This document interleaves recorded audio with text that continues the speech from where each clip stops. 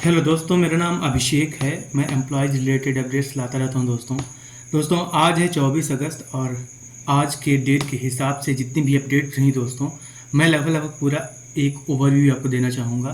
सबसे पहले देखिए दोस्तों, है क्या कि महंगाई भत्ते से मैं शुरुआत करता हूँ। मध्य प्रदेश का महंगाई भत्ता जो है, तो एक ईटीवी भारत वेबसाइट है, न्यूज़ वेबसाइट है, ट्रस्टेड वेबसाइट है। इन्होंने ये बताया है कि जो राज्य सरकार के ऑफिसर से उनसे इनकी बात हुई है और नाम छुपाने के शर्त पे उन्होंने बताया कि जो मध्य प्रदेश में डीएनएस अलाउंसेस बढ़ाने की फाइल है वो रेडी है और इस पर जैसे ही सीएमओ से अप्रूवल मिल जाता है तो वैसे ही डीएनएस अलाउंसेस 4% 1 जनवरी 2024 से बढ़ जाएगा। देखिए दोस्तों, आज 24 तारीख है, कल संडे है और ठीक ना, अब इधर सैलरीज लगने स्टार्ट हो जाएंगी। तो मतलब अगस्त में अब महंगाई भत्ता इस सैलरी के साथ मिलना अब मुश्किल है, चांस न के बराबर है। दूसरी तरफ दोस्तों देखिएगा क्या है कि पूरे चांसेस हैं कि अगले महीना सितंबर में डीएनएस अलाउंसेस बढ़ने पे कोई घोषणा हो जाए। जो आपका सेंट्रल गवर्नमेंट है वो मोस्ट प्रोबेबली कि अगले महीने ही वो अपना 3% महंगाई भत्ता बढ़ा दें। और ऐसा हमेशा देखने को मिलता है कि जब दोबारा सेंट्रल गवर्नमेंट अपने गवर्नमेंट एम्प्लॉयज़ का डीएनएस अलाउंसेस बढ़ाती है तो उससे पहले एमपी गवर्नमेंट और भी स्टेट गवर्नमेंट बढ़ा देती हैं ताकि कुछ वक्त के लिए जो महंगाई भत्ता की मांग है वो बंद रहे। तो बाद में सेंट्रल का अगले महीने 53% हो जाएगा डीएनएस अलाउंसेस, एमपी गवर्नमेंट का 50% हो जाएगा, 46 से 4% बढ़ के।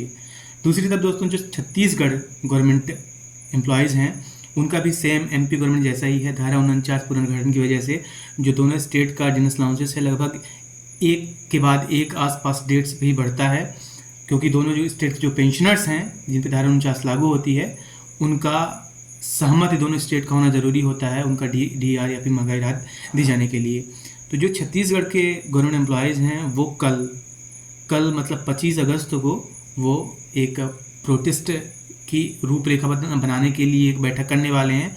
उनकी फिर से बड़ी बैठक होगी और ये बैठक जो रहेगी कल वाली बैठक, इसमें जो सितंबर के प्रोटेस्ट हैं उनका ये एक रूपरेखा बनाएंगे, टाइमलाइन बनाएंगे और बाद में पूरे चांसेस हैं कि सितंबर महीने में ही महंगाई भत्ता जो है केंद्रीय तिथि से 1 जनवरी 2024 से पाने के लिए कोई रूपरेखा बनाए।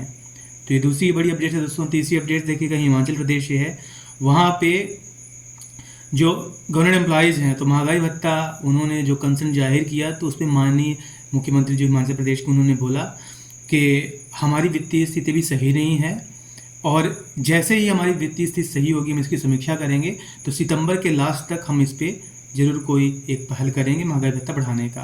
बहुत बड़ा इशू यहाँ बना है हिमाचल प्रदेश में और इवन माननीय मुख्यमंत्री जी ने तो यहाँ तक बोला कि जो बॉडीज़, जो इंस्टीट्यूशंस प्रॉफिट गेनिंग हैं, जिनको ऑलरेडी लाभ मिल रहा है, तो वो अलग से महंगाई भत्ता रिलीज करने का अपने से ऑर्डर निकाल सकती हैं और उन्होंने ऐसा गुजारिश भी किया। तो ये अपने तरफ की एक अनोखी एक मान सकते हैं प्रतिक्रिया है माननीय मुख्यमंत्री जो हिमाचल प्रदेश है उनके द्वारा। तीसरी आज की सबसे बड़ी अपडेट और आगे आने वाली डेट्स की सबसे बड़ी अपडेट, तो उसमें एक वीडियो लाया था आज ही कुछ देर पहले। उसमें मैंने बताया था कि जो यूपीएस है, यूनिफाइड पेंशन स्कीम है, तो वो 1 जनवरी 2025 से लागू होगी, बल्कि ऐसा नहीं है, 1 अप्रैल 2025 से लागू होने वाली है। दोस्तों ये जो यूपीएस है वो एनपीएस में जो रिव्यू कमेटी टीवी सोमनाथन जो द्वारा जो लाई गई थी, जो उनकी सिफारिशें रही हैं, तो उसमें यही रहा है कि 50% आपका जो पेंशन है वो अप्रूवल है लास्ट विज ऑन सैलरी का, बशर्ते आपका जो एनपीएस के रुपए कट रहा है 10% तो कटता रहेगा। सरकार अपनी तरफ से कुछ ज़्यादा एक्स्ट्रा फंड जमा करने की बात कही थी, तो वो जो एक्स्ट्रा फंड है वो आपका 14% कंट्रीब्यूशन सरकार का बढ़ के 18.5 अप्रॉक्स हुआ है। दोस्तों अगर किसी की सर्विस 25 साल से ज़्यादा रहती है तो उसको 50% पेंशन मिलेगा। अगर 10 साल मिनिमम रहती है तो उसको 10,000 उसको मिलेगा। अगर 10 साल से भी कम अगर उसकी सर्विस रहती है तो 10,000 मूल उसका पेंशन रहेगा, प्लस डीए रहेगा, डीए लिंक्ड पेंशन है। और अगर मान लीजिए किसी की सर्विस 12 साल, 15 साल, 24 साल, 23 साल, 20 साल ऐसा है तो इस अनुपात में रहेगा, इस प्रोपोर्शन में रहेगा जो कि 25 साल से ज़्यादा सेवा वालों के लिए है। तो देखिएगा 25 साल सर्विस है तो 50% पेंशन का प्रावधान है, तो मतलब 1 साल में 2% पेंशन का प्रावधान है। अगर कोई 11 साल करता है तो लगभग 22% पेंशन रहेगा। 12 साल करता है 24 रहेगा, 15 करता है तो 30% रहेगा, जस्ट डबल, ठीक है ना। अब 25 साल कोई करता है तो 50, 26 साल करता है तो भी 50, आगे फिर वो लिमिट बंध जाता है। तो ये टोटल ओवरऑल अपडेट रहा है दोस्तों। इसमें जो एनपीएस कॉर्पस है वो गवर्नमेंट अपने पास रखेगी, आपको नहीं दिया जाएगा, लेकिन छमाही के आधार पे वो अभी मुझे भी उतना क्लेरिफाई नहीं है कि किस हिसाब से वो दिया जाएगा, उस पर अभी कुछ और क्लेरिफिकेशन उन्होंने बताया है कि जो लास्ट के अप्रॉक्स 6 मंथ्स का सैलरी है जो कैलकुलेट होकर रहेगा वो आपको एक मुश्त दिया जाएगा ग्रेजुएटी के अलावा, जिसका कोई भी पेंशन और पेंशन का जो कितना किस रेशियो मिलेगा उससे कोई उसका ताल्लुकात नहीं रहेगा, वो मिलने वाला है। तो दोस्तों जो यूपीएस है, मेरे हिसाब से मेरा जो पर्सनल मानना है दोस्तों, वो देखिएगा आंध्रा मॉडल से भी अच्छा है।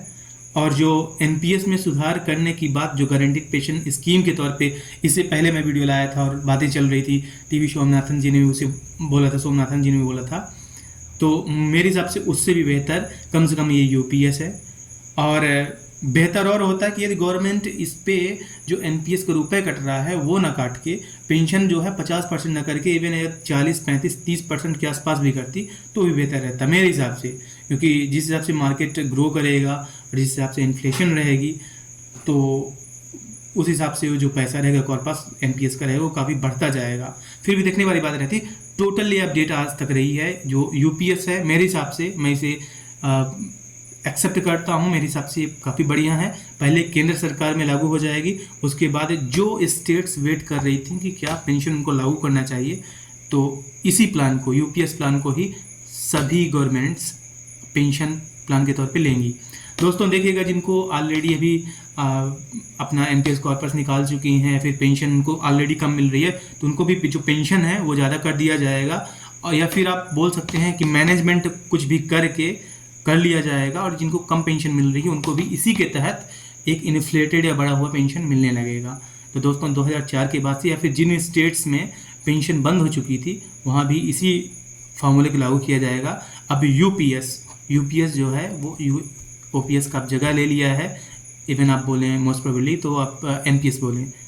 अब नया जो पेंशन प्लान है फॉर ऑल गवर्नमेंट एम्प्लॉयज़ वो अब रहने वाला है यूपीएस, यूनिफाइड पेंशन स्कीम। दोस्तों उम्मीद है आपको वीडियो पसंद आई होगी, आप हमसे जुड़ेंगे। धन्यवाद।